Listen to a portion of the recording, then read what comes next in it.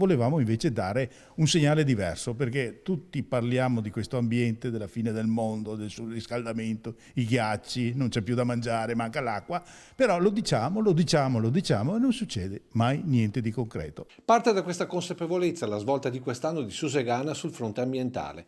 Questa settimana è per una settimana tutto dedicato alla sostenibilità, con il coinvolgimento delle associazioni locali, ma anche l'educazione ambientale nelle scuole ed un concorso tra classi che saranno premiate da Luca Mercalli, volto televisivo della Società Meteorologica Italiana. Perché essendo presidente della Società Meteorologica Italiana, essendo in questo momento i cambiamenti climatici l'argomento che più interessa a livello di popolazione per capire dove si va a finire, la motivazione principale è questa. E Luca Mercalli, con il vescovo di Vittorio Veneto, Monsignor Corrado Pizziolo, e il presidente di Coldiretti Treviso, Giorgio Polegato, saranno protagonisti sabato del momento formativo ed informativo più importante della settimana suseganese, ovvero l'incontro dal titolo Crisi climatica ed ecologica, come affrontarla? Noi vogliamo che Luca Mercalli, in base all'esperienza e ai calcoli della sua associazione, ci dica dove arriviamo in queste condizioni e fare una riflessione tutti quanti